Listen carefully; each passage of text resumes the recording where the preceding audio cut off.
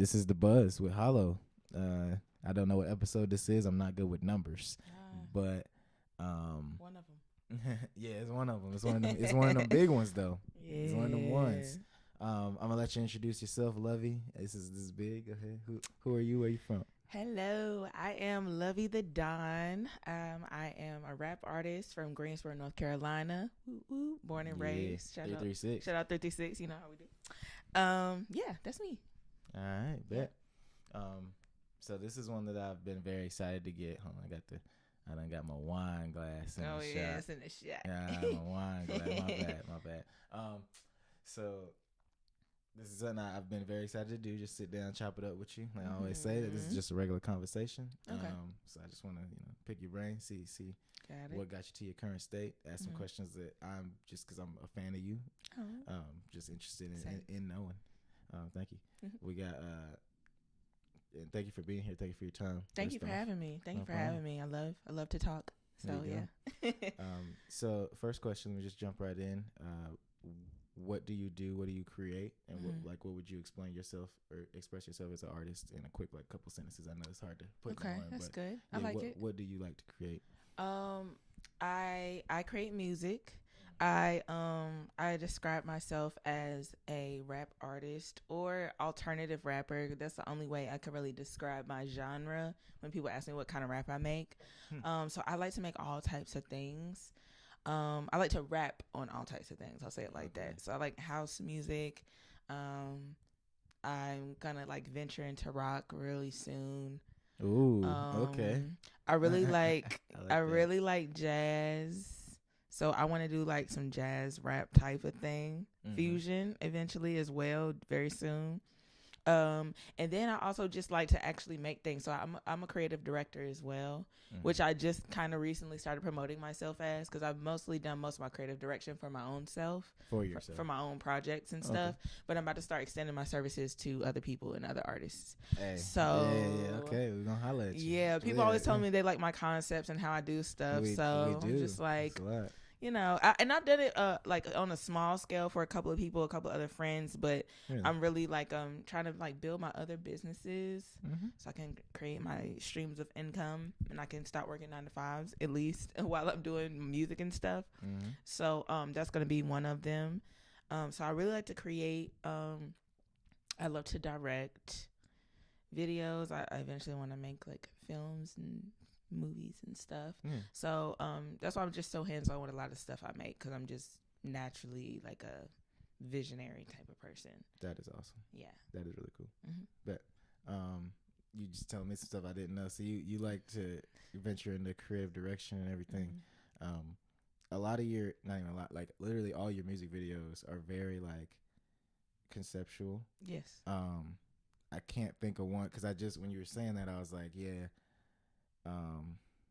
The Call My Bluff crazy, and then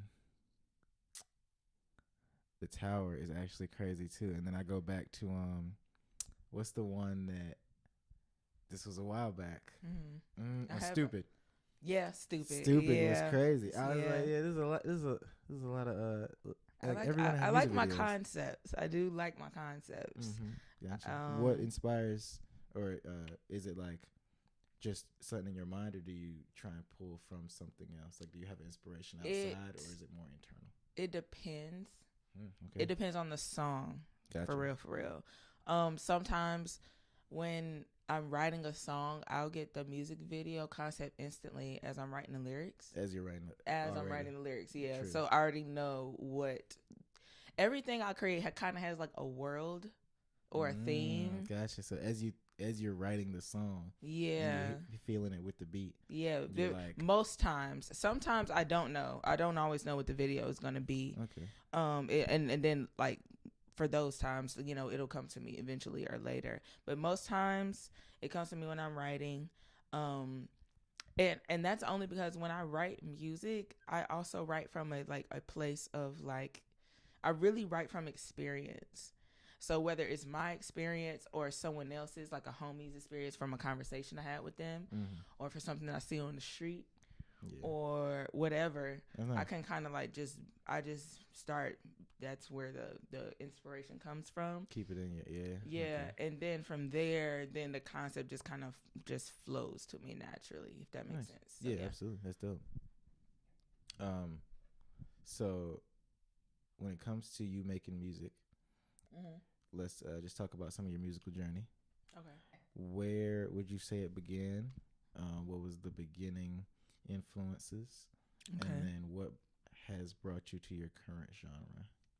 Okay. Because everybody evolves and finds themselves, and you definitely are an artist who I would say you're really like, you understand who you are as an artist. And whenever I hear a single project, anything, it's very focused. Yeah. Everything since the Don Mother, which we've been bumping for many years, to your current single run, it's very focused. So where did this all start, and then how we get here?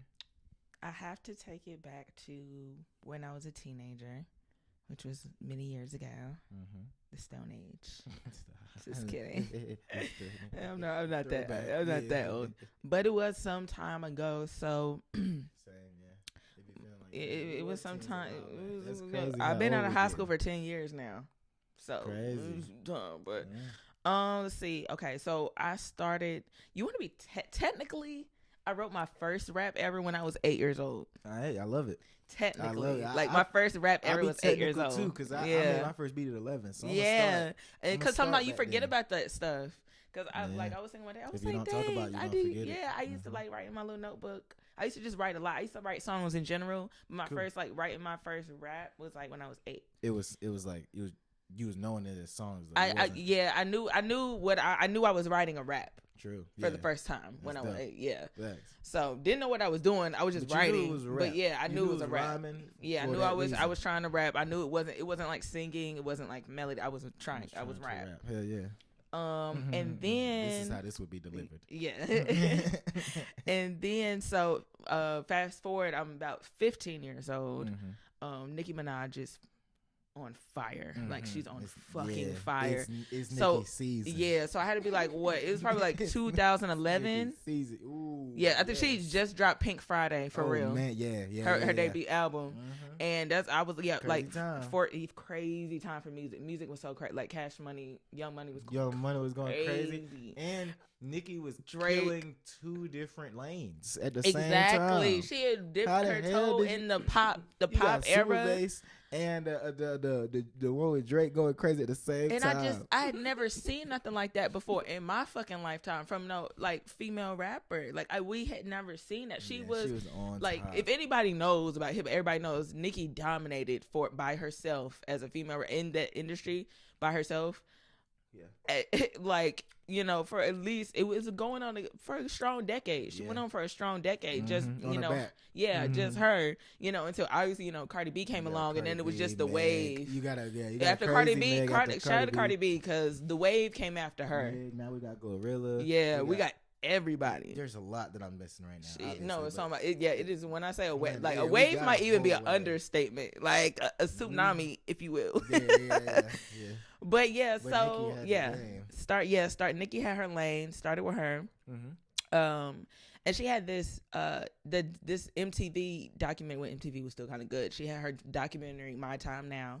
And I don't know if it was before or after the album had dropped. True. But it just was gave you an insight onto her and who she was and this was what it meant to be around that time though. It was around the same time. True. I heard it. And it's really good. You should go back and watch it. She did a My Time Now and a My Time Now 2, which came out maybe like 3 years after it, but they're both really good.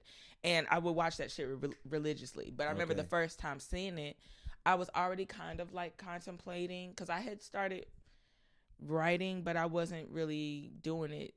I wasn't like telling anybody about it or anything. So I watched it and it was just so inspirational. And I was just like, bro. And then that's the thing about Nicki she's so weird.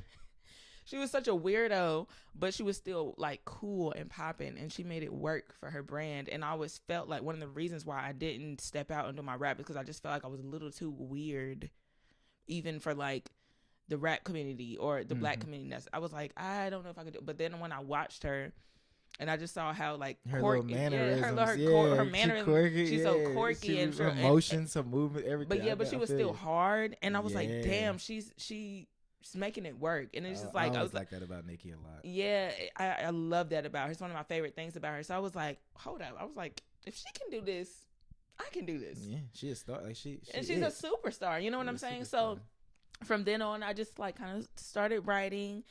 And then I kind of, I got with my little, shout out to my homies that I was coming up with in high school. I was like their first lady of their little rap group. Yeah, Money Don't Sleep. It was Money Don't Sleep. Hey, it was so huge. Shout out Money Don't Sleep. Shout out Money Don't Sleep. But yeah, and that gave me my first experience of like, recording in studios. Usually niggas was recording in the bathroom and fucking closets and shit. Oh, just locking it up. But yeah, just by this time I'm about 16 now, so it gave me a little bit of experience. Met my first engineer that These are your first songs. Recorded my first on wax. songs. That will never see the light of day. By the way, you guys, I'm gonna find it. I'm gonna find the file. I have them in my Yahoo email. I still have my Yahoo email, and I keep them in there just for archival, purposes. Hackers.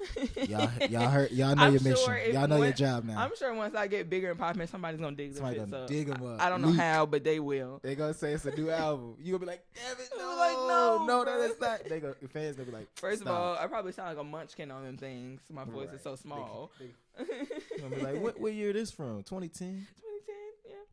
But yeah, so I got the experience from that. But after that, I had like my first little performance at this high school in Greensboro called Dudley, which is like one of the biggest and like most predominantly black, historically black, honestly, high school. It's like the baby A&T in Greensboro, so it's a lot of people there. Like it's a big high school, and we did. Can't remember what it was. They used to have some type of pep rally or something, and somehow this is in Greensboro. Yeah, this is in Greensboro, and I'm 16 at the time, so this was technically my first performance as Lovey The Don. Or I used to go by Angel Lovey because my name is Angel. So I don't know if I was Angel Lovey or Lovey The Don yet, but it was one of those. Okay, Angel Lovey. Yeah. But yeah, we did a song and I got fucking intimidated because it was like these girls in the front mean mugging me while I'm trying to rap. And I really wasn't confident back then. I was not confident growing up, believe it or not. I know that would be. But I wasn't. Like, I was not confident in myself as a person. And then that kind of transferred into my music. So I just felt like I couldn't do it, which wasn't the case. I just wasn't confident. So I like literally called myself quitting music for like 2 years. And I didn't rap again until like I was in college. My sophomore year of college, I picked it back up. And that's when I picked it back up, because I went through like, a little ugly heartbreak or whatever. And I was going through it. And the only thing I knew how to do at the moment was write music. And then I wrote something that was so fire. I ended up hitting my old engineer that I connected with in high school, and I was like, hey, I want to come back to the studio. It's time for me to come back to the studio. And this is like 2014. They were still doing it too. Yeah. He was still, he was like he was like an old head. He was like an OG for me because he was older than all of us. So he really was like my first like kind of mentor in music. I'll give him that. Like, we don't really fuck with each other no more, but I will always like give him those props because he really helped me in those beginning stages of my music career. And he was the only one I knew, so he was the first person I hit up, and then, I just kept, working with him. From then on, I was like, okay, if I'm gonna do this, I'm gonna do this for real. And this sophomore year of college, 2014. So, and ever since then, it's been up. I had some gaps, and I wasn't always consistent, especially from like 2016 through the beginning of 2019. I wasn't very consistent. I was dropping sparingly, but I wasn't as consistent as I could have been. Sure. But that was because I had personal shit going on. Excuse me. I had personal shit going on. My priorities were fucked up. I was abusing drugs and alcohol really bad in my early 20s. So my focus was it wasn't on the music where it needed to be. So by towards the end of 2019, going into 2020, I was like completely reshifted my focus and pretty much been going super, super hard ever since the end of 2019. Yeah. So I think that's when I heard about you, 2019. Probably. That's when I started doing more, being more consistent. I started going to open mics. I'm pretty sure it's 2019. It had to be, because that's when I met most of Steady Hype in 2019. Yeah, absolutely, yeah. So that it had to be. I remember like around because 2019 is when we did the that first Steady Hype night. I was at the Blind Tiger in Greensboro. Okay. And I think we met soon after that or somewhere around. Just because he was doing a lot of shows. I know you just being out and about, seeing you maybe at a showcase or something. But yeah, so I definitely. That sounds about right. Yeah, I can definitely. Oh, that's so cool. Vouch for that. Yeah, because you had your foot in the game. Yeah, that's crazy. Wow. You've been putting your foot in the game though. I remember I was there when the morning the Don Mother dropped. I pulled it instantly. YouTube. Oh my gosh! Yeah. So and that dropped in 2020. Is that correct? 2021. 2021. April 2021. It's gonna be almost 2 years. And yeah, we'll talk about that later. Sure. Yeah, absolutely. So yeah, let's get into it. What brought together the tape, the Don Mother? Would you consider that your debut tape? Yeah, it was my first. It was my first full length mixtape. When I debuted in 2014, though, like I was telling you, I did an EP. I dropped an EP called the Futuristic EP, and it had like 6 songs on it. True. So that's how I like tried to like introduce myself, but I hadn't done any like full length projects like the Don Mother before until the Don Mother. So it was like 10 songs. So yeah, it was 2014. A full thing. You dropped the Futuristic EP. After that, you were just kind of pushing that, doing songs off that, and dropping songs. Were you dropping singles in between? I was dropping singles. I actually had a couple more EPs that I dropped, but one of them I don't really like to claim because the production was just so bad because I did it myself, but the songs that shit was probably hard. You made the beats yourself? No, I didn't make the beats myself, but I engineered myself. You engineered yourself? I engineered myself. Man, like the quality was terrible. Like my ex had just left. We just broke up. He used to live with me, and he used to like do my stuff outside of like me going to the studio or whatever. So he taught me how to do a little bit. So once we broke up and like he moved out, I just was like, I was broke as fuck. So like I had to like, but I really wanted to put out some music. So I had managed to do this in one tape called the Glitch EP, which is so good that I'm gonna redo that and like put it out again. Better mixes. Yeah. Oh, if I do that with a better production and more the money that I have now, because I ain't have shit when I was doing that shit is fire. I feel it. That was a fire fucking tape. It was like I haven't heard of, so you definitely hit that well. Because I only seen the Futuristic EP. Yeah, I don't think it's. Yeah, I'm about to say I had it up for a while, but I think I took it. It shouldn't be up on any platform. I couldn't find it. I was about to say it shouldn't be up. I'm pretty sure I took it down. And then I did a mini EP in 2019, which was like an ode to Young Thug. So it was like 3 songs. It was called Slime's Child, like Destiny's Child. And I put 3 songs on it. And I picked 3 of like some of my most favorite Thug beats because I love Young Thug. Interesting. Plug, free him. Free and Thug, that is up. You can go listen to that. Okay. Yeah, I like that tape. It's not like the best tape, best EP in the world, but it was really cute. So. And then, but after that, everything else is pretty much singles, which is what I'm still doing now. We are in a singles game now. I feel you. I'd love to listen to a full tape. I love albums and projects. But I understand the market. We are in a singles market, so I get it. The Don Mother was like, what brought this together? What made you? Was it like I'm gonna pick beats as a tape, or is you making songs and you said, you know what, I'm about to put the tape together. I'm snapping. The funny thing about the Don Mother is that tape was a long time coming. So I put it out in 2021, but I technically had been working on it on and off since 2018.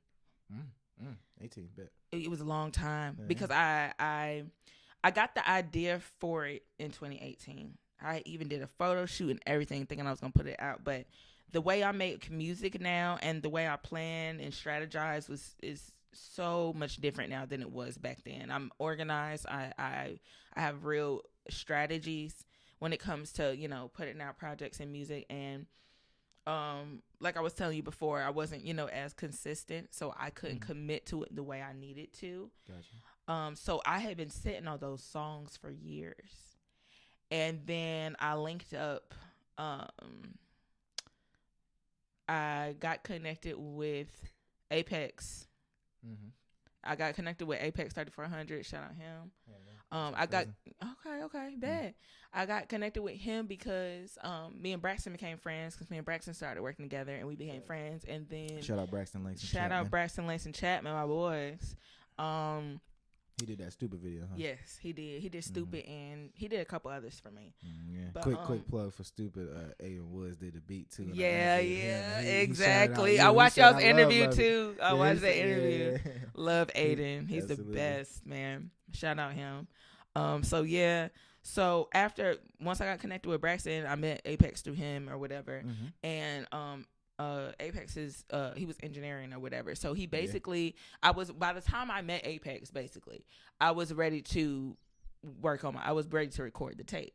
Finish it up, record it. Yeah, so I recorded the majority of that tape with Apex. He engineered that. Nice. The beats. I didn't even know that. Yeah, he did. That is very interesting. He did. It's only an interesting tidbit. Only 2 songs, Stupid and Working. I had already recorded before I met him. So that's the only 2 songs he didn't engineer. Interesting. Okay. Yeah. Yep. He engineered that whole tape. Yeah. Yeah, my boy. Shout out Apex. Shout out Apex. Yeah. Small world. So and that was in the borough. He was I was coming to High Point to record with him. This one they was recording at A-Plan at the time. Gotcha.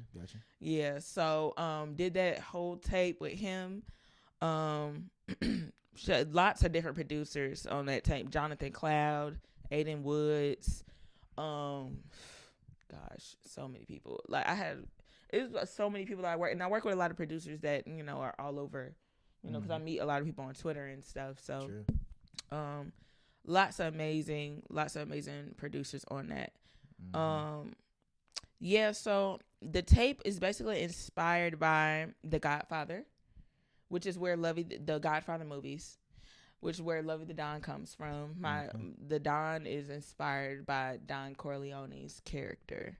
Nice, so gotcha. That's where Don Mafia. That's why I call my supporters Don Mafia and all that. Yeah, because I came up with the name Lovey the Don because Lovey is just like love. I feel like that kind of represents who I am, like the everyday me as Angel. I'm a very loving, big-hearted person, but in the past it's kind of like sometimes been to a fault. Sometimes when you're very loving, you have a big heart, and certain people see that, they'll take advantage of it. And I used to deal with that a lot. And the Don, to me, she is just like a boss. Like she's not gonna let anybody sway her or move her or manipulate or anything. Like that's what act stupid if you want to. You know what I'm saying? That's where it's that energy. So it's the Lovey the Don it represents like a duality for me. It's like a bit of me as in my everyday Angel, my friends and family know, and then the Don is the person that I have grown to be, basically. So it's the fusion of that. And I just love the idea of, a female mafia boss, like a woman being in charge in the same way that like a mafia boss would be. Yeah. I mean, and then when I was doing the tape and I was like coming up with promo marketing, I was doing research and finding all these amazing women who led like mafias and shit like back in the day. And even this one black lady, her name is Stephanie something, I forgot, but it was a black woman. And I just thought, it's just something so cool and powerful about that to me. Yeah, cool. So that's why, I did, I made a short film around it and, very like just mafia-esque. So that's where that comes from. I love mafia movies. I love gangster movies. Album art cool as hell too. Album cover. Shout out Jasmine Milan. She's Trailer Trash on Instagram. She was based out of Durham. She's from Delaware. She's back in Delaware now. She made the cover art for me. And Braxton shot the footage, the photos. Yeah. Interesting. I didn't know Trailer Trash did that. Yeah, she did. That's dope. She's fire. Yeah. Dang, I had something. Had a good quote. Oh yeah. We were still talking about the Don Mother. Yeah. Like how to tape. So you dropped that tape. What was your next step after that? Like I know you did go crazy promoting the tape. You continued, and then I did. Run. I did, but and I talk about this a lot. And me and my best friend talk about this because she loves that tape. Shout out Virginia Holmes, my bestie. The plan was to promote the hell out of that tape, like for the rest of the year. And my rollout strategy was going to be to do a video for every song. 2 of those already have a video, Stupid and Working. Mm-hmm. So that leaves me with 8. So damn. Yeah, eight videos. Yeah, and I wanted to do it for every song. I wanted to do it like that. It's 10 songs, so I wanted to do it like that because I knew it would be like the most interesting way to roll it out. Yeah, it's very interesting. But it was just like so much going on. Like, it took me so much to get that tape done and to get it out that by the time it came out, I was burnt the fuck out. Burn out on like mentally burn out on resources. Yes, resources like too. resources. Really like, dang, it's such a good tape, but now, dang, I did all that to get it here. Yeah, it was like now I'm here and I'm like, I'm tired as fuck. And like, it was just I don't know. That's 2021 April. Yeah. Since then, you've dropped a few singles. Mm-hmm. Remind me, your latest single, is it still The Matrix, or have you dropped something since then? I dropped. I'm probably missing Okay, something. after The Matrix, I dropped The Tower in November. I'm tripping. The Tower was after that. Yeah. Okay. And then I just dropped Hate 3 Times. Hate 3 Times is definitely on my likes too. I had to get on my New York shit. Had to get on my drill shit real quick. Hate 3 Times, crazy. Okay. And the next one coming out next week. Okay, yeah. You're going to run. So what made you be like, all right, I'm gonna just drop some new things? Because I know it's hard to detach from a tape that just dropped. Mm-hmm. So when do you decide, I did what I can, I'm about to drop a new single, before being like, all right, I'm still on. So I still gotta do something for the download before I drop anything. Yeah. So okay, this is the thing, and I've come up with a new plan. I'm still gonna do my plan. I'm still gonna drop those videos. Yeah. I'm going to be dropping some of them this year. So I'm going to be doing that in addition to dropping new singles this year. Awesome. Because I just feel like that I owe that tape that much. True. I owe the Don Mother that much. I worked so hard on it, and I had a whole vision for it. And I just feel like it would be a shame for me not to fulfill all the visions of, each visual for those songs. Because I have the concepts. So you already got concepts. Yeah, I had the concepts. I just didn't have the energy. All the rest of the songs. Yeah. Yeah, pretty much. All of them, except maybe like 1 or 2 that I don't have concepts for. And but that will naturally come as you. And they will come. Especially if you're making the other ones, you're like, oh no, that gives me an idea for that. Yeah. So still gonna do that. But when it came forward to just dropping more singles, so right before I dropped the tape, after I was like coming out of my rut in 2019, somewhat my inconsistency rut, and then kind of start getting serious 2020, I was like, okay, I'm ready to get serious. I'm ready to take my shit to the next level. And then COVID happened, and I also had just lost my license. I had also lost my license for the second time. My license was revoked. Oh, it's still revoked. I'll get them back next year. Cool. Shout out 2024. But it was my second offense, DWI. I'm not, opposed to talking about it in public. I'll tell anybody. But because of that, I had to shit for a couple of years. I had to sit my ass down. Mm-hmm. That between COVID, I had to sit my ass down. Dang, no license and COVID. You said you was stationary. I was stationary, and I knew that. I was like, okay, I knew I had the music part down. I knew I had the musicality. It was like my lyricism. I was like, okay, I know I can rap. I know I got this art form down. Now, how do I tackle this business?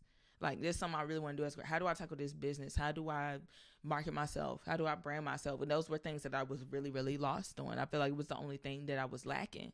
So 2020 came around. I was always in the house. I was locked in. I researched down. Like, I researched any and everything I could about marketing, branding, releasing music, release strategies, contracts. Like, I just did everything I could to learn about the business, because that's what I feel like a lot of artists lack. A lot of them just kind of want to do the fun stuff, the pretty stuff. But like, if you want to do it as a career, it's going to be some of the stuff you don't really want to know about. You have to learn about.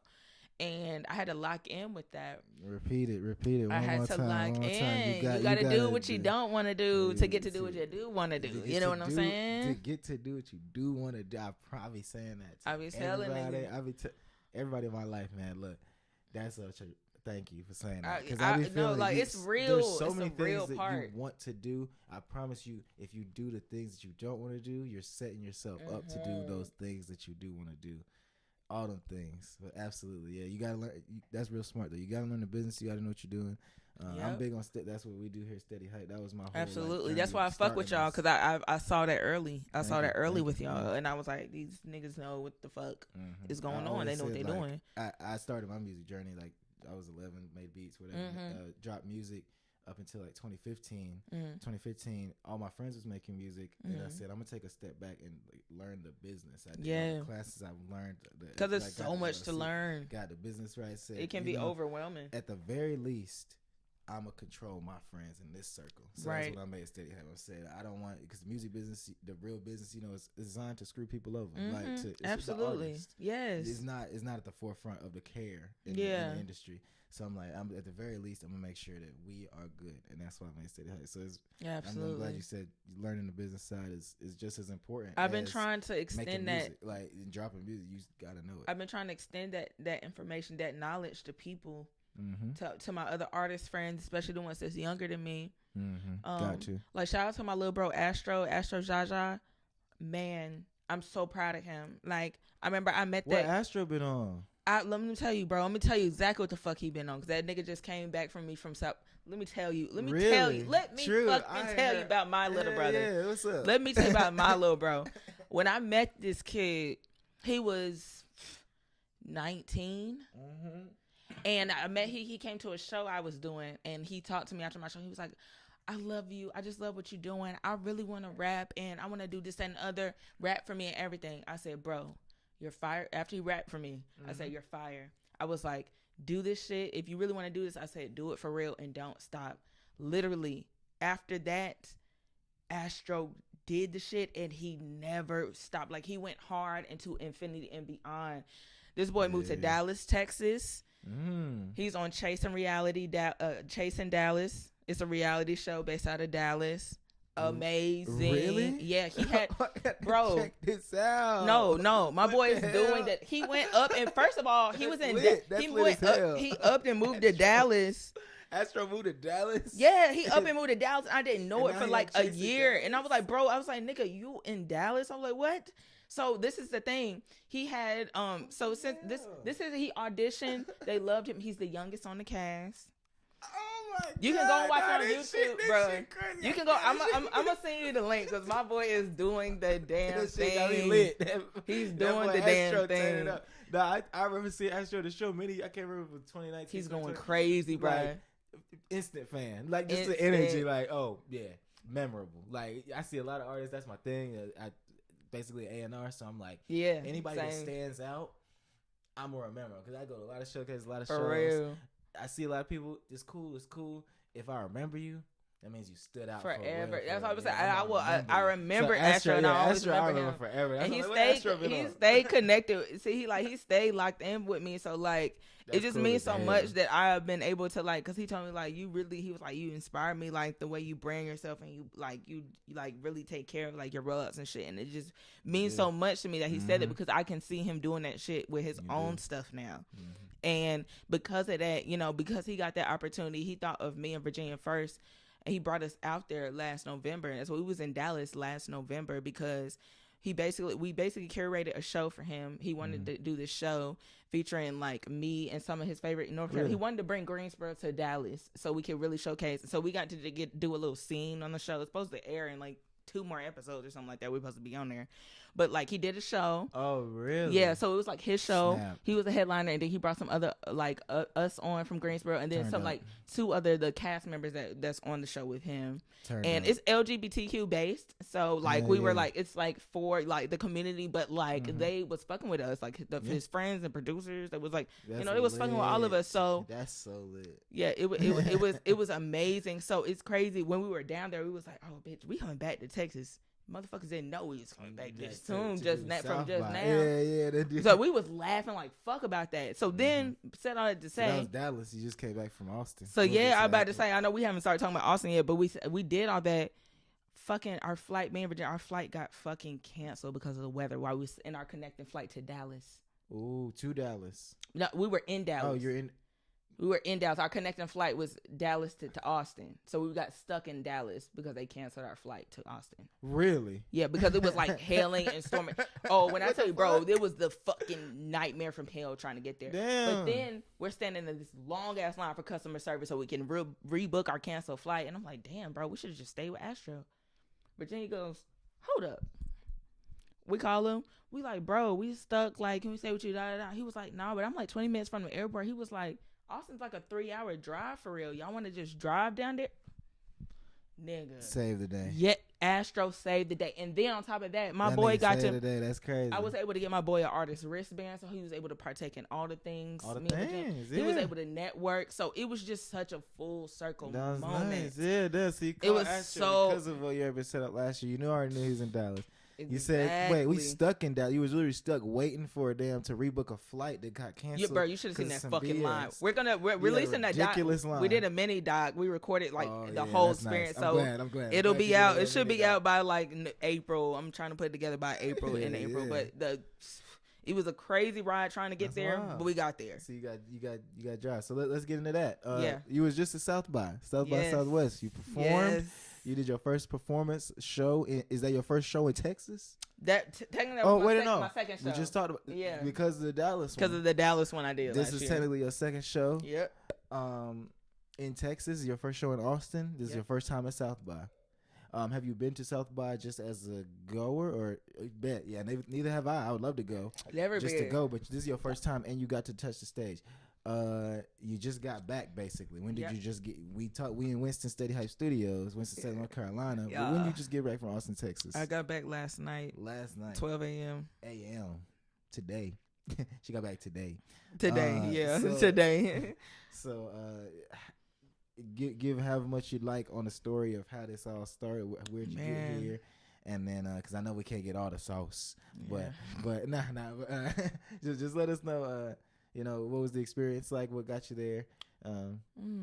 Anything? Okay, so shout out Carefree Black Girl Inc. They are collective, collective / podcast. I feel like they do everything, but I just like to call them a collective based out of Atlanta. Cool. Carefree Black Girl. Yes, founded by Quana. She is also a rapper. She's a rapper and like businesswoman and everything, but she has a team of amazing other beautiful Black women that work on the team. So they do these shows called Carefree Black Girl Cookout, and it's like a tour, and they go through every state and like every almost every poppin' state. So I did 2 for them before. I did 2 of their Charlotte shows. So they had me on their roster. I've been fucking with them for a while. So this would be their 3rd year having a South by Southwest stage. Cool. And as a presenter, because like different collectives and groups can present or what stages or whatever, through the proper, channels through South by Southwest. So I guess they got their stage this year, and they just sent me an email at the beginning of 2023. It was literally the first email of the year I got, like first week of January. Nice. And all I saw was SXSW in the fucking subject line, and I clicked that bitch so fast. Like I was like, huh? Like what? Yeah. And basically they asked me to be on their South by Southwest stage, and I, agreed and confirmed immediately. And then from there, I told my best friend, because I knew she was gonna be there to ride for me regardless, and we just kind of, planned accordingly. We planned accordingly to get there. Crazy. She overslept. I love her down, but she overslept, and we missed our first flight. Dang, see, I missed the first one. Yeah, it was a day. Like it was a day. Like I was starting to in your layover. Yeah. Damn.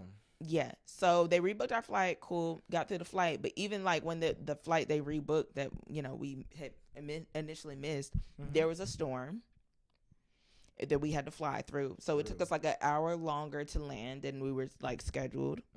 Then you had to do a safety route. Yeah, he had to keep like circling around. Then we finally land. Then we get in there, and they said, and before they canceled it. Okay.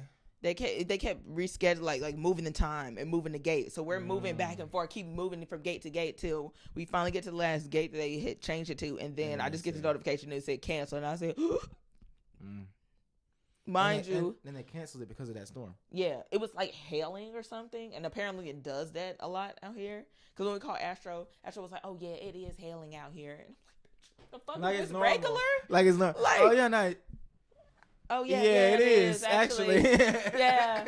I'm like, okay, so this is a thing. Like, what the hell? So, and it was bad. They had to cancel like. No, it was like, well, literally when he said that, me was like, oh, okay, so this happens. Okay. Balls falling from the sky. You like, what the fuck going on? So yeah, it was a hot ass mess. So they had canceled like 60 plus flights. So the line to customer service for people to rebook their flights was ridiculous because it was fucking. It was going. It went past like it had to go at least 100 people. 10 gates. Hundreds of people. At least 100 people. Yeah, it would. I think I have a video. It was ridiculous. Because you saying they canceled. Even if you cancel 10 fucking flights, that's at least. It's still a lot of people. You know what I'm saying? Per flight. And right? you're and it's not like rebooking is quick. Yeah, they not quick on. This doesn't even do it justice, but. Oh no! Like it was so. You see, look at the back. That's people back there. It went, but look, we that's were like people back gate, there. The customer service started at gate 25, and there were people. And by the end, towards like 12 a.m., there were people back in the line towards gate 39. Gate 39. It was ugly. I had never been in an airport experience like that. Oh my god, that's in the Dallas airport. Then so is that where we went? I think it's Dallas. I think we had to go to because we went to Austin last year just to. I'd never been to Texas. Yeah, me and my girl went, but it was. I think we did do a layover in Dallas. But yeah, I hate that airport. That's I hate that airport. I don't ever want to go there again. Oh my goodness! Even outside that experience, everybody there was so fucking rude. Like me and my best friend kept like going around trying to ask because when we were in the line and we figured, okay, well maybe we can just ride with Astro. By the time we got to this conclusion, we were like, okay, we need to figure out where our luggage is. So I stand in line and my best friend goes around to like find people. Like she goes to one baggage claim and then she goes to another to possibly see where our luggage is. 2 people tell us it's in Austin, but other two people told her it was somewhere else. So we didn't want to leave the airport not knowing where our luggage was. So I had to stay in the customer service line.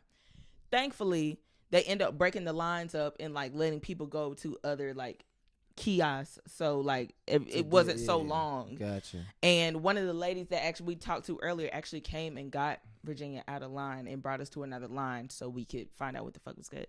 True. The luggage was in Austin. They made it, because it was just they took it straight to, which is dumb to me. Hell yeah, your luggage made it, but you. Well, I didn't. Why the luggage can go and I can't? Like what the fuck? I think that happened to one of my friends last year. So the luggage can ride through the storm, but I can't. Okay, got it. Your luggage is sitting right there, like I can see it in Austin. Yeah. I can see it. It's sitting there. It's here. It's in that office in Austin. But so we're here. Like, fuck. So okay, once we get that final confirmation, we're like, bet, let's get the fuck out of here. We're tired. So what you had to do, you had to go not to wherever your destination, like hotel, Airbnb, whatever it was in Austin, but you had to go to the Austin airport to get your shit. First, yeah, we had to go there first. That was essential because I wasn't about to perform on the stage in the sweatpants that I was on. We was looking like crusty homeless bums, bro. And that we was looking crusty. We needed our shit, bro. Man, like that was essential. We were ashy. So your destination when Astro came and got you was we need to go to Austin Airport. Yeah, pretty much. Yeah. He came to got us. His grandma let us stop at his house to use the bathroom real quick before we hit the road. Mm-hmm. We rode a blunt.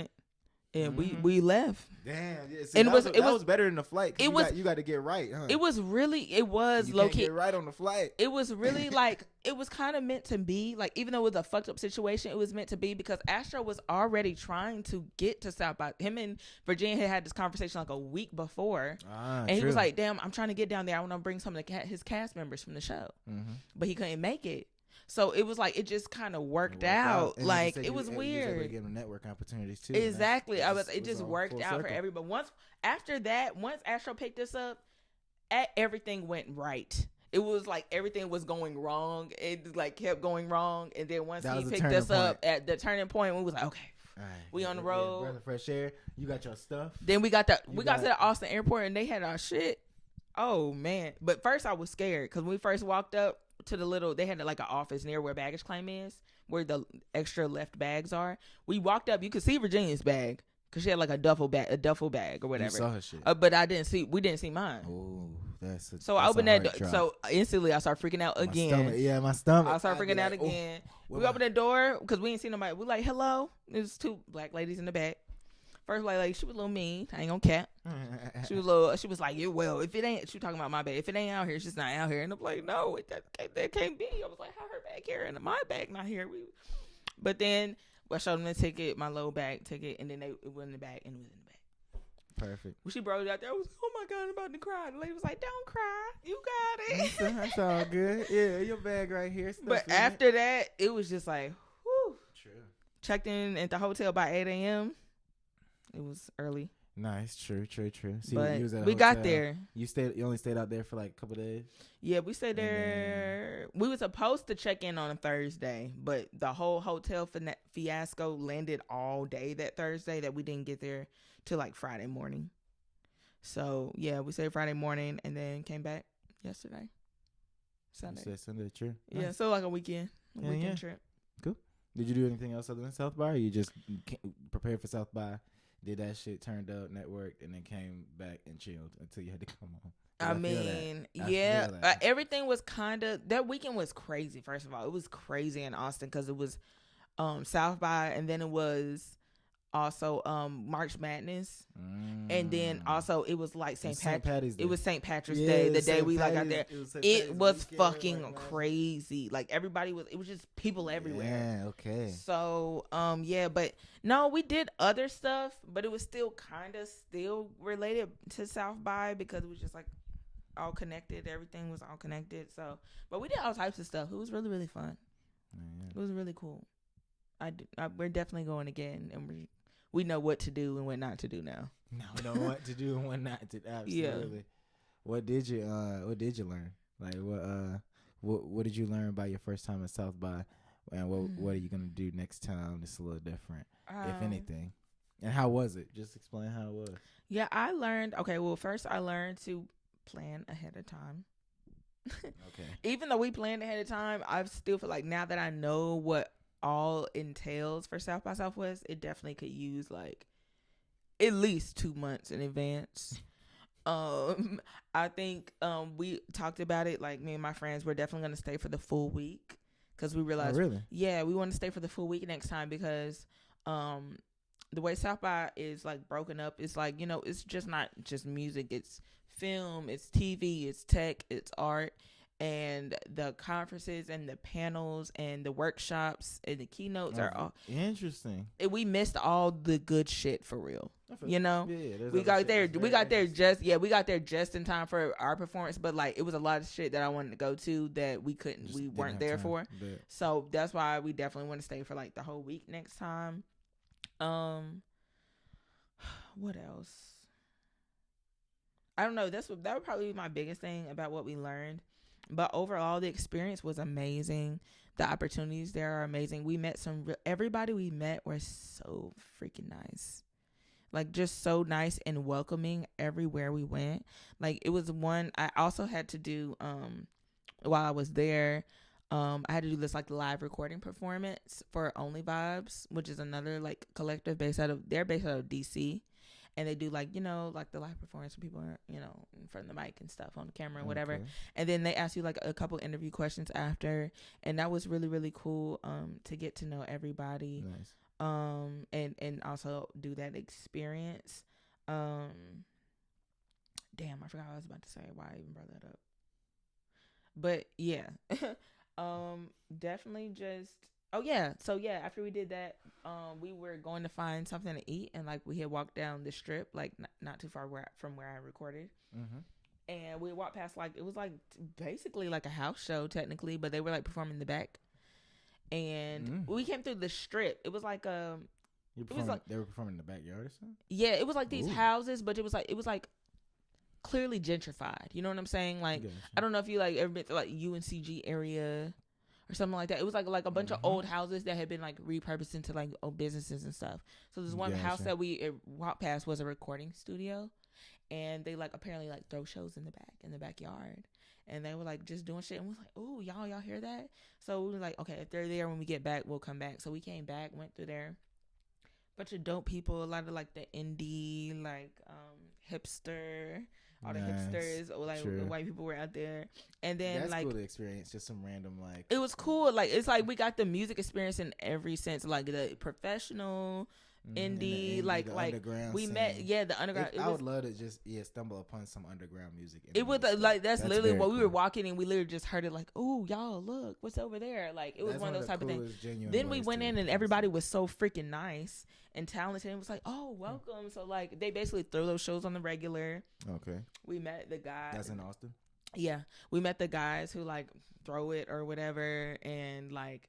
They had like different acts, and then the guys who throw it, they were like the last headlining at the end, and they had like this shed in the back, and like the one side was set up like a freaking like performance stage that had lights on the wall, and it was just so freaking cool. You gotta go out and do a show there. Yeah, no, they were saying like we told like because we network like fuck while we out there. They was like next time you come out here, you guys gotta play like blah blah blah. So that sounds awesome. Yeah, I would like to come amazing. To that show. They were a surf rock band. And I fucking love surf rock. I love surf rock. And I've never heard a surf rock band in real life. So like, that's so cool. You would have loved them. Cool. Like, oh my god, they're.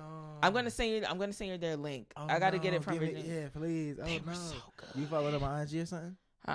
We exchange Instagrams. I know my best friend got their Instagram, so we still have a lot because we met so many people. We kept following. Blah, blah, blah. Yeah, I told her I kept like send me his because my phone was half dead half the trip. Yeah. So I'm gonna get everybody's stuff, and I would definitely send you them because they were that's awesome. Fire. So yeah, just experience it like that. It was just very like natural, like just a vibe, man. That's awesome. The whole thing was a vibe. I'm so thankful. I'm glad you had a good time. I'm glad it was successful. Congratulations on the opportunity. Thank you. Shout out Carefree Black Girl Collective. Yes. Brand platform out of Atlanta. You said, hell yeah, that's awesome. Yeah, I hope that's the start of many shows outside the state and just keep. Me too. That's my goal now too, because like now I've done it twice now. So yeah. Now I'm just like, I'm figuring out how to like connect with different, because I have a lot of connects in different states, and that's like the shameful part about it. Like I should have been doing this, but now that I've done it and I see how possible it is and how like not easy, but it is fairly easy to do. Like how easy it is to connect with people. It's easy because it's fun. It's something you enjoy. Yeah. So it's not as difficult because you actually have a good time doing it. And like it's not like you everything a from chore or anything. Upon underground, you enjoyed both things, both settings, and you learned something different in both. And you come back and it's like yeah. So now that's my goal, is to like keep networking and like just getting booked out of state pretty much, because I'm really trying to my goal is to build my fan base right now. And I know like expanding to different locations is one of the things to do. So is that your main goal? That was my next and probably final question, is building a fan base. What is your goal as an artist right now? So that you just explained, like building a fan base is a big one. There's groups you could put it in, like, are you working on a certain project or something next? Are you working on building a fan base? Are you working on, I want to do more shows? I want to, just what is Lovey The Don next main goal is? My next goal is definitely my first main next goal is to build my fan base. Okay. I just really want to expand myself to like more people in more regions, and just like kind of like just build and expand and grow the support system that I already have, because I do have a great support system. But yeah, to expand that, and definitely like work on like also got like expanding my branding and everything, like just how my branding and my presentation as an artist, which is important to me. Just really getting my name out there, because it's like I have been doing this for a long time, but there's still like so many more people to reach. So those are like my main focuses, just building and my fan base and just getting better, like, just like getting better, making better music, and just putting it out for real. That's lit. Yeah. Where is there anything you want people to know, or anything that you want to say to people as a whole, or anything that you immediately want to get off your chest, clear the air on. Somebody think you beefing with that you need to address. Not mess with you. Oh no, they wish. They fucking wish. You wish I'd give you that platform. I wish I'd say your name. Right? Nah. What do they need to do next with Lovey The Don? What is it? I just need y'all to stay locked in. Yeah. I need y'all to stay locked in because lots of shit is coming. Lots of shit is coming on the way, and don't be trying to hop on a bandwagon when you see niggas is up.